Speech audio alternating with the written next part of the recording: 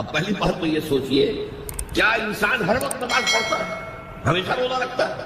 جب اللہ کہہ رہا ہے میں نے تو پیدا ہی کیا میری عبادت کے لیے، کوئی اور کام اگر وہ کر رہا ہے تو وہ میرے مقصد تخلیق کے خلاف کر رہا ہے۔ وما خلقت الجن والانس الا لیعبدون، میں نے تو جنوں اور انسانوں کو صرف اس لیے پیدا کیا کہ میری عبادت کریں۔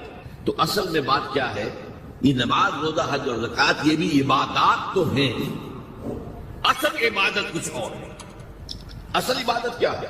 الحمدللہ وکفا والصلاة والسلام علی عبادہ الذین اصطفیٰ، خصوصاً علی افضلہم وخاتم النبیین محمد الامین وعلی آلہ وصحبہ اجمعین، اما بعد فاعوذ باللہ من الشیطان الرجیم، بسم اللہ الرحمن الرحیم، رب اشرح لی صدری ویسر لی امری واحلل عقدۃ من لسانی یفقہوا قولی، اللہم ربنا الہمنا رشدنا واعذنا من شرور انفسنا، اللہم ارنا الحق حقا وارزقنا اتباعہ وارنا الباطل باطلا وارزقنا اجتنابہ، اللہم وفقنا لما تحب وترضى، آمین یا رب العالمین۔ معزز حاضرین اور محترم خواتین، السلام علیکم ورحمۃ اللہ وبرکاتہ۔ آپ کے علم میں ہے کہ میرا آج کی گفتگو کا عنوان ہے کلمہ طیبہ اور اس کے حوالے سے یا اس کی روشنی میں ہمارے دینی فرائض۔ بچپن میں مجھے امید ہے کہ بہت سے لوگ خوش نصیب ایسے ہوں گے اس مجمع میں جن کی تعلیم کا آغاز قاعدہ یسرنا القرآن سے ہوا ہو یا نورانی قاعدے سے ہوا ہو، اور پھر اس کے بعد حضرت مولانا مفتی کفایت اللہ رحمۃ اللہ علیہ کی کتابچے تعلیم الاسلام جو ہے انہیں پڑھائے گئے۔ ظاہر بات ہے کہ آج کل وہ رواج ختم ہو چکا ہے، آج کا ہمارا دور مادہ پرستی کا ہے۔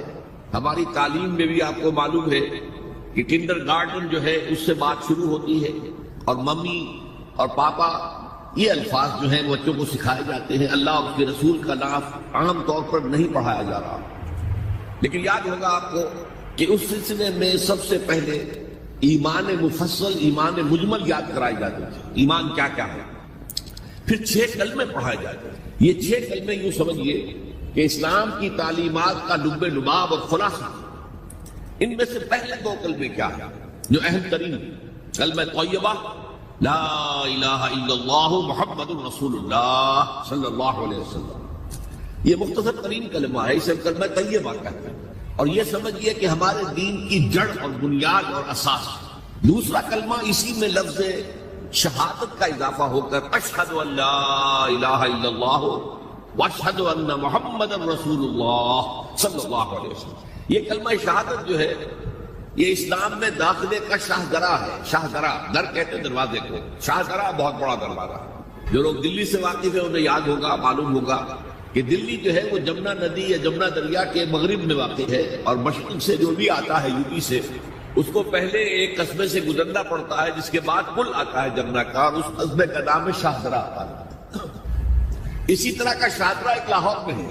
لاہور جو ہے وہ راوی کے جنوب مشرقی کنارے پر ہے، آباد ہے شہر۔ اب جو بھی پشاور سے، سرحد سے، اسلام آباد سے، پورے پنجاب سے لوگ آتے ہیں تو انہیں لاہور میں داخل ہونے کے لیے دریائے راوی کراس کرنا ہوتا ہے، لہذا وہاں بھی ایک قصبہ ہے جس کا نام شاہدرہ ہے۔ شاہدرہ یہ بڑا در ہے کہ جس سے داخل ہو کر آپ دلی میں یا لاہور میں داخل ہوں گے۔ اسی طرح میں نے عرض کیا کہ اسلام میں داخلے کے لیے شاہدرہ جو ہے وہ ہے اشہد ان لا الہ الا اللہ واشہد ان محمد رسول اللہ صلی اللہ علیہ وسلم۔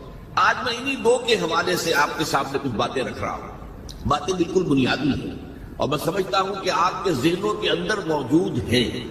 صرف یہ ہے کہ آپ نے شاید زیادہ کبھی شعوری طور پر توجہ نہ دی ہو اور ان کے بارے میں کہیں گہرا غور و فکر نہ کیا ہو۔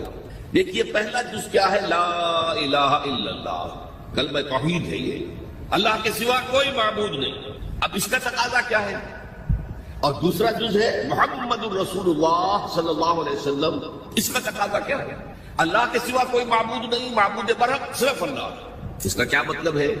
عبادت صرف اس کی ہو، کوئی معبود نہیں اللہ کے سوا، عبادت اسی کی ہو۔ اس عبادت کا مفہوم کیا ہے؟ قرآن مجید میں بہت سے انبیاء کی اور رسولوں کی دعوت بیان ہوئی، اور نام بنام کہا گیا ان کی دعوت کیا تھی؟ ان اعبدوا اللہ ما لکم من الہ غیرہ، اللہ کی عبادت کرو، تمہارا کوئی الہ اس کے سوا نہیں۔ اس کے ساتھ ہی بعض صورتوں میں ایک لفظ کا اضافہ ہوتا ہے، سورہ شعراء میں ان اعبدوا اللہ واطیعون، عبادت اللہ کی کرو، میری اطاعت کرو۔ تو اللہ کی عبادت کیا ہے، جس کے لیے سورہ ذاریات میں فرمایا وَمَا خَلَقْتُ الْجِنَّ وَالْإِنسَ إِلَّا لِيَعْبُدُونِ، میں نے نہیں پیدا کیا ہے جنوں اور انسانوں کو مگر صرف اس لیے کہ میری عبادت کریں۔ تو معلوم ہوا کہ لا الہ الا اللہ کا تقاضا کیا ہے، ہمہ تن ہمہ وقت اللہ کی عبادت۔ یہ عبادت کیا ہے؟ بدقسمتی سے مسلمانوں پر جو زوال آنا شروع ہوا خلافت راشدہ کے بعد سے، ایک زوال اسلام کا شروع ہو گیا، اگرچہ مسلمانوں کا تو عروج جاری رہا۔ دور بنو امیہ میں، دور بنو عباس میں دنیاوی اعتبار سے سطوت، شان اور شوکت بڑھتی چلی گئی، لیکن اسلام جو ہے اس کے اندر زوال شروع ہو گیا۔ سب سے پہلا زوال کیا آیا؟ وہ خلافت کہ جو مسلمانوں کو اپنے میں سے کسی بہترین شخص کا انتخاب کر کے جس کا تعین ہونا چاہیے تھا، وہ خلافت موروثی عہدہ بن گئی، خاندانی بات بن گئی، قبائلی بات بن گئی۔ یہ ہمارے زوال کا پہلا منظر تھا۔ بہرحال اس کے بعد رفتہ رفتہ ہمارے تصورات بھی کچھ محدود ہوتے چلے گئے، ہوتے ہوتے بات یہاں تک پہنچی کہ عبادت کا مطلب ہے نماز، روزہ، حج اور زکوٰۃ۔ اب پہلی بات تو یہ سوچئے، کیا انسان ہر وقت نماز پڑھتا ہے، ہمیشہ روزہ رکھتا ہے؟ جب اللہ کہہ رہا ہے میں نے تو پیدا ہی کیا میری عبادت کے لیے، کوئی اور کام اگر وہ کر رہا ہے تو وہ میرے مقصد تخلیق کے خلاف کر رہا ہے۔ وَمَا خَلَقْتُ الْجِنَّ وَالْإِنسَ إِلَّا لِيَعْبُدُونِ، میں نے تو جنوں اور انسانوں کو صرف اس لیے پیدا کیا کہ میری عبادت کریں۔ تو اصل میں بات کیا ہے، یہ نماز، روزہ، حج اور زکوٰۃ یہ بھی عبادات تو ہیں، اصل عبادت کچھ اور ہے۔ اصل عبادت کیا ہے؟ عبد کہتے ہیں غلام کو۔ غلام پچھلے زمانے کا تصور کیجیے، یہ ایسا نہیں تھا جیسے آپ کسی کو ملازم رکھ لیں۔ آج امپلائی ریلیشن شپ یہ اور ہے۔ آپ نے کسی کو ملازم رکھا ہے، فرض کیجیے دہاڑی پر رکھا ہے، وہ 8 گھنٹے کام کرے گا، پھر چھٹی کرے گا، اس کے بعد وہ آپ کا کوئی تابع نہیں ہے، آپ کا غلام نہیں ہے، بلکہ آپ کا بھی ایک ہی ووٹ ہوگا، جب الیکشن ہوگا اس کا بھی ایک ہی ووٹ ہوگا۔ تو اصل میں غلام جو ہوتا تھا وہ ہمہ وقت، ہمہ تن، ہمہ جہد، ہمہ وجود بندگی کرتا تھا، اطاعت کرتا تھا۔ ملازم کہہ سکتا تھا کہ میرے تو اوقات ختم ہو گئے، آپ نے کسی کو رکھا خانسامہ کی حیثیت سے، اور فرض کیجئے ابھی فلش سسٹم نہیں آیا تھا تو بیت الخلاء جو ہے آپ جس طرح کے ہوتے تھے سب کو یاد ہے، کسی دن بھنگر نہیں آئی، آپ کہیں اس سے خانسامہ سے کس طرح جاؤ بیت الخلاء صاف کراؤ، وہ صاف کہہ گا صاحب میں آپ کا میں تو خانسامہ ہوں، میں آپ کو کھانا پکا کر دینے کا پابند ہوں، میں یہ آپ کا بیت الخلاء صاف کرنے کا تو پابند نہیں ہے، کہے گا کہ نہیں کہے گا؟ لیکن غلام نہیں کہہ سکتا، غلام تو ملکیت ہے، وہ 24 گھنٹے کا مطیع ہے، جو کام کہا جائے کرنے پر مجبور ہے، انکار نہیں کر سکتا۔ اور آپ کو معلوم ایک اور بات ہونی چاہیے کہ غلام تو خود مملوک ہوتا ہے، اس کی ملکیت کوئی نہیں ہوتی۔ آقا نے کوئی اگر کوٹڑی دے دی ہے کہ تم رات کو اس میں سو جایا کرو تو کیا وہ اس کوٹڑی کا مالک ہو گئے؟ آقا نے کوئی چارپائی دے دی ہے اس پر سویا کرو تو کیا چارپائی کا مالک ہو گئے؟ خود مملوک ہے۔ اور پچھلے زمانے میں غلاموں کا معاملہ کیا تھا؟ آقا جب چاہے ذبح کر دے، قتل کر دے، کوئی مقدمہ نہیں بنے گا، نہ 302 کا نہ 304 کا۔ کیوں؟ جیسے آپ کی بکری آپ کی ملکیت تھی، آپ نے ذبح کیا، گوشت کھا لیا، کچھ پوچھ سکتا میری بکری تھی بھائی، میں نے ذبح کیا، Who are you to ask me؟ اسی طرح غلام میری ملکیت ہے، میں نے قتل کر دیا، میں نے اپنا نقصان کیا ہے نا، میں اس غلام کو فروخت کرتا تو کچھ پیسے مل جاتے مجھے، لیکن اختیار میرا ہے، میں نے اسے قتل کر دیا۔ اس معنی میں اللہ کا غلام بن جانا، اللہ کا بندہ بن جانا، یہ بندہ جو ہے یہ فارسی کا لفظ ہے، عبد عربی کا لفظ، عبد سے عبادت بنا، بندے سے بندگی بنا۔ چنانچہ شیخ سعدی کا شعر ہے مشہور، جو مسجدوں میں پہلے لکھا جایا کرتا تھا۔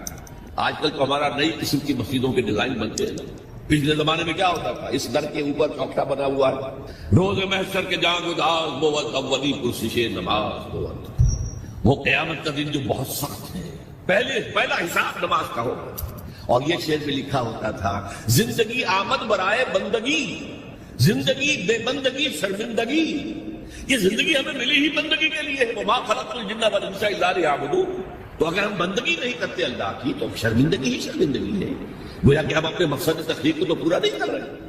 آپ نے قلم بنایا تھا لکھنے کے لیے، لکھتا نہیں ہے تو اٹھا کے پھینک دیں گے، آپ اس کو کوڑے میں ڈالیں گے۔ لہذا انسان کی تخلیق اور جنوں کی تخلیق بندگی کے لیے، زندگی آمد برائے بندگی، زندگی بے بندگی شرمندگی، یہ ہمہ وقت، ہمہ تن، ہمہ وجوہ، ہمہ جہد اللہ کی اطاعت، یہ ہے عبادت۔ اس عبادت کے لیے عبادات ہمیں دی گئی ہے۔ جیسے یہ اگر کھڑا ہوا ہے شامیانہ تو آپ نے دیکھا یہ جو بانس کھڑے ہوئے ہیں، یہ عبادت جو ہے اس کی چھت سمجھ لیجیے 4 ستونوں پر کھڑی ہے، نماز، روزہ، حج، زکوٰۃ۔ نماز کس لیے؟ تاکہ 5 مرتبہ تازہ کر لو اللہ سے عہد بندگی، ایاک نعبد و ایاک نستعین، کہیں بھول مت جانا۔ صبح ہوئی ہے، پہلے اپنا اللہ سے بندگی کا عہد تازہ کر لو، پھر دکان پہ جانا، پھر دفتر میں جانا، اور پھر دوپہر میں پھر نکلو، پھر تازہ کرو۔ وہ آپ کا لنچ آور ہوگا لیکن اس میں اللہ کو پہلے یاد کرو۔ پھر جب بہت زیادہ ایکٹیویٹی کا ٹائم ہوتا ہے شام کا، پھر یاد کرو اللہ کو عصر کے وقت، پھر مغرب کے وقت، پھر رات کو عشاء، 5 دفعہ یاد کرو اپنی صلاۃ ذکری، کہ تمہیں یہ بات یاد رہے کہ ہم اللہ کے بندے ہیں اور ہمارا کام بندگی ہے، ہما تن، ہما وجوہ، ہما وقت اللہ کی عبادت۔ روزہ کیوں دیا؟ تاکہ نفس کے اندر جو شیطنت ہے، ان النفس لامارۃ بالسوء، اس نفس کو کنٹرول کرنے کی عادت ہو جائے۔ بھوک برداشت کرو، کسی وقت کھانے کو حلال چیز نہیں مل رہی تو بھوک برداشت کرو، فوراً کسی حرام شے کے اندر منہ نہ مار دو، تمہارے اندر عادت ہونی چاہیے۔ پیاس شدید لگی ہوئی ہے تو اگر کوئی صحیح مشروب نہیں ہے تو ایسا نہ کرو کہ کیا کریں، یہاں پر تو سوائے جو شراب کا کچھ ملتا ہی نہیں تو لوگ شراب ہی دیتے ہیں۔ اس کے لیے مشق کرانے کے لیے 30 دن صبح سے شام تک جائز مشروب بھی نہ پیو، جائز کھانا بھی نہ کھاؤ، تاکہ تمہارے اندر صلاحیت پیدا ہو جائے کہ باقی 11 مہینوں میں ناجائز سے تو بچو۔ یہ ہے عبادت کے ساتھ ان عبادات کا تعلق۔ ایک بڑی ہمارے اندر جو ہے نفس کی خواہش، دولت پرستی، اس کو نکالنے کے لیے صدقہ، خیرات، انفاق، خرچ کرو، خرچ کرو، خرچ کرو، تاکہ یہ اللہ کے حکم کو پیچھے پھینک دیا، نفس کے حکم کو آگے رکھو۔ یہ شرک، اس شرک کو جاننے والے بہت کم ہیں۔ مولانا روم نے خوب کہا تھا، نفس ماں ہم کم ترس فرعون نیست لیکن ایراعون نیست، میرا نفس بھی فرعون سے کم نہیں ہے۔ فرعون نے کہا تھا نا، الیس لی ملک مصر وہذہ الانہار تجری من تحتی، کیا اس ملک مصر کی حکومت میری نہیں ہے؟ اور سارا جو یہ آب پاشی کا نظام ہے، انہار کا نظام ہے، وہ میرے کنٹرول میں نہیں ہے، جس کا چاہوں موگا کھلا رکھوں، جس کا چاہوں بند کر دوں۔ یہ تھا خدائی کا دعویٰ، انا ربکم الاعلی۔ تو مولانا روم کہتے ہیں میرا نفس بھی اس سے کمتر نہیں ہے۔ وہ کہتا ہے یہ جسم میرا ہے، اس پر میرا حکم چلے گا، میں نہیں جانتا کون اللہ کون رسول، کیا حرام کیا حلال۔ تو فرعون سے کم تو نہیں ہے میرا نفس، لیکن یراعون، اس کی بہت مدد تھی، فوج تھی، لاؤ لشکر تھا، تو اس نے زبان سے بھی کہہ دیا کھل کر انا ربکم الاعلی۔ میں مسکین ہوں، غریب ہوں، میرے پاس کوئی طاقت نہیں ہے، میں زبان سے تو کچھ نہیں کہہ سکتا، اندر سے میرا نفس یہی کہتا۔ یہ نفس کی حکومت قرآن کہتا ہے، بحران ہوتا ہوں، 2 جگہ یہ مضمون آیا ہے، ارأیت من اتخذ الہہ ہواہ افانت تکون علیہ وکیلا۔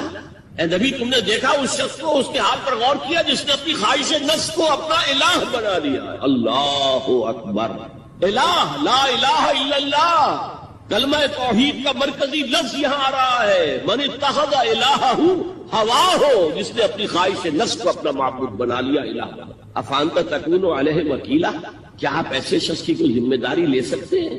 سود حرام ہوا کرے جی، حرام ورام، ہمارا دھندا جو ہے وہ آگے بڑھ نہیں سکتا، اللہ کے حکم کو پیچھے ڈالا، نفس کے تقاضے کو آگے رکھا۔ کون معبود ہے آپ؟ نام عبداللہ رکھیے، نام عبد الرحمان رکھیے، ہے عبد النفس، نفس کے بندے، نفس کے غلام۔ پوچھا کہ ایو الہجرت افضل یا رسول اللہ، اے اللہ کے رسول بتائیے سب سے اعلیٰ ہجرت کون سی ہے، افضل؟ فرمایا ان تہجر ما کرہ ربک، ہر اس چیز کو چھوڑ دو جو تمہارے رب کو پسند نہیں۔ آج رات ہی سے آپ ہجرت شروع کر سکتے ہیں، جائزہ لیجئے کیا کیا چیزیں میری زندگی میں خلاف شریعت ہے تو اللہ کو ناپسند ہے، فیصلہ کیجئے کہ آج کے بعد نہیں ہوگی، ہجرت شروع ہو گئی۔ افضل الہجرہ، سب سے افضل ہجرت شروع ہو گئی۔ المجاہد من جاہد نفسہ، جہاد تو یہاں سے شروع ہو گیا، اپنے نفس کے خلاف جہاد کرنا۔ صبح نفس نے کہا ابھی سو جاؤ، آپ نے نفس کی بات کو رد کیا، اپنا کمبل اٹھا کے پھینکا، اٹھے، وضو کیا، نماز کے لیے آپ مسجد چل دیے، آپ نے جہاد کیا نفس کے خلاف، یہ افضل الجہاد ہے۔ افرأیت من اتخذ الہہ ہواہ افانت تکون علیہ وکیلا، کیا تم نے غور کیا اس شخص کی حالت پر جس نے اپنی خواہش نفس کو اپنا معبود بنا لیا، الہ بنا لیا، کہہ رہا ہے لا الہ الا اللہ، لا الہ الا اللہ، لیکن الہ تو اس کا نفس ہے۔ ظاہر بات ہے فرعون نے اگر دعویٰ کیا تھا میں تمہارا خدا ہوں، انا ربکم الاعلی، تو کیا اس کا مطلب یہ تھا کائنات میں نے پیدا کی، تمہیں میں نے پیدا کی؟ ذرا سوچیے، کیا وہ بزرگ موجود نہیں ہوں گے جنہوں نے اسے دیکھا ہو کہ آج اس کی ولادت ہوئی تھی، کل اس کی کوئی اور سیری بنی ہوئی تھی؟ یہ کیسے دعویٰ کیا تھا؟ میرا حکم چلے گا، میں نہیں جانتا، الیس لی ملک مصر، مصر کی حکومت میری ہے کہ نہیں؟ قرآن حکیم نے بھی سورہ آل عمران کے آخری رکوع میں ذکر کو سب سے پہلے اور سب سے اہم عامل کی حیثیت سے شمار کیا۔ چنانچہ اس کی پہلی آیت جو ہے سورہ آل عمران کے آخری رکوع کی، اس میں تو وہی مضمون جو میں بیان کر چکا وہ آیا ہے، ان فی خلق السماوات والارض واختلاف اللیل والنہار لآیات لأولی الالباب، یقیناً آسمانوں اور زمین کی تخلیق میں اور دن اور رات کے الٹ پھیر میں نشانیاں ہیں ہوش مندوں کے۔ ان کے ذریعے سے انسانی شعور کے اندر وہ معرفت رب اجاگر ہوگی۔ وہ پہلا مرحلہ اس نے طے کر لیا، وہ ڈورمنٹ معرفت اب ایکٹیویٹ ہو گئی۔ اب مزید فکر کا مرحلہ ہے جو اگلی آیت میں آیا ہے، الذین یذکرون اللہ قیاما وقعودا وعلی جنوبہم ویتفکرون فی خلق السماوات والارض ربنا ما خلقت ھذا باطلا سبحانک فقنا عذاب النار۔ یعنی تفکر جو ہے ویتفکرون فی خلق السماوات والارض، وہ تفکر کرتے ہیں، غور و فکر کرتے ہیں آسمان اور زمین کی تخلیق میں، لیکن اس تفکر کے ساتھ لازماً ذکر اور ذکر مدام، ذکر بھی وہ کہ جو مستقل ہو، ہر حالت میں ہو۔ الذین یذکرون اللہ قیاما وقعودا وعلی جنوبہم، وہ لوگ کہ جو اللہ کو یاد رکھتے ہیں، اللہ کا ذکر کرتے ہیں، کھڑے ہوئے بھی، بیٹھے ہوئے بھی، اور اپنے پہلوؤں کے بل یعنی لیٹے ہوئے بھی۔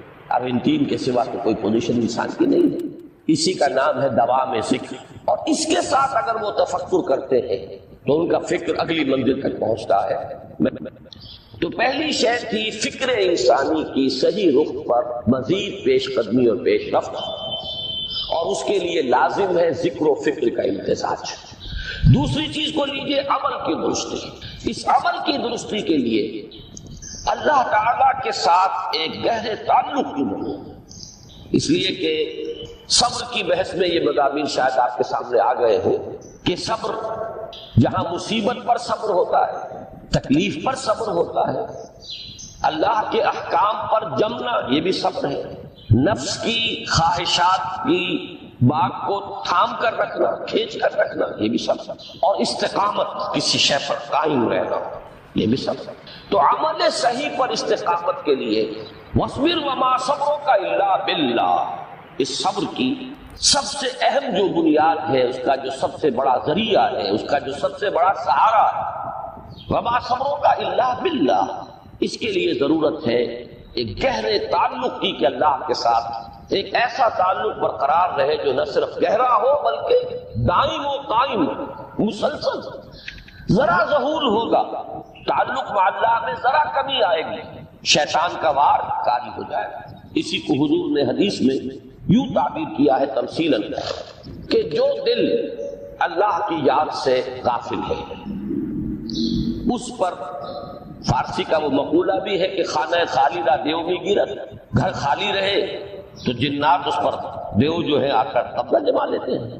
تو خانہ خط قلب جو ہے اگر یاد خدا بندی سے خالی ہو گیا تو شیطان ابلیس لعین اپنی تھوتنی ٹکا دیتا ہے۔ یہ لفظ آتا ہے سور کے منہ کے لیے تھوتنی، جس طرح اس کا نکلا ہوا سا منہ ہوتا ہے آگے، تو یہ لفظ استعمال کیا گیا کہ وہ اپنی تھوتنی انسان کے دل پر جما کر اور پھوکے مارنے شروع کر دیتا ہے۔ تو شیطان کو موقع ہی کم ملتا ہے جب انسان کے تعلق مع اللہ کے اندر کرے، وہ خانہ بالکل خالی ہو گیا ہو یا اتنا ضعیف ہو گیا ہو کہ کل عدم ہوتا ہے، گویا کہ نہیں۔ تیسری چیز کی طرف آئیے، روحانی ترقی۔ روحانی ترقی کے لیے میں ایک اصطلاح کے سامنے لا رہا ہوں، اس سے مراد کیا ہے؟ روحانی ترقی کے لیے ہماری دینی اصطلاح ہے تقرب الی اللہ، اللہ سے قریب تر ہوتے چلے جانا۔ اس پر میرا ایک کتابچہ بھی ہے، تقرب الی اللہ کے دو مدارج، دو درجے، جو در حقیقت ایک حدیث نبوی علیہ الصلوۃ والسلام ہی پر مبنی ہے کہ حضور نے ایک درجہ قرار دیا ہے تقرب بالفرائض، فرائض کے ذریعے سے انسان اللہ کے قرب حاصل ہے۔ ایک ہے تقرب بالنوافل، نوافل کے ذریعے سے اللہ کا قرب حاصل ہے۔ ان میں کیا نسبت و تناسب ہے، اہمیت کے اعتبار سے کون بڑھ کر ہے، بلندی کے اعتبار سے کون بڑھ کر ہے، یہ تمام مسائل میں نے اپنی اس تقریر میں بیان کیے تھے جو اس کتاب سے شائع ہوئی ہے۔ اس وقت میں اس کی تفصیل میں نہیں جا رہا، صرف یہ تذکرہ اس لیے کر رہا ہوں کہ جن کو بھی خواہش ہو جائے وہ اس کا مطالعہ کرے۔ ہماری اس وقت کی گفتگو سے وہ کتاب کیا اس جگہ پر منسلک ہوگا۔ تو تقرب الی اللہ، یہ تقرب کوئی فزیکل فینومینل نہیں ہے، جسمانی یا مادی مسئلہ نہیں ہے۔ اللہ سے قرب یہ نہیں ہے کہ کوئی کروڑوں میل کا فاصلہ ہے، اب ہمیں وہ رسی پر چڑھنا ہے اوپر بڑی محنت اور مشقت سے، فصل تو ہے ہی نہیں، فاصلہ ہے ہی نہیں، موڈ ہے ہی نہیں۔ نحن اقرب الیہ من حبل الورید، ہم تو انسان سے اس کی شہرگ سے بھی زیادہ قریب۔ ہوا معکم اینما کنتم، وہ تو تمہارے ساتھ ہی ہوتا ہے جہاں کہیں بھی تم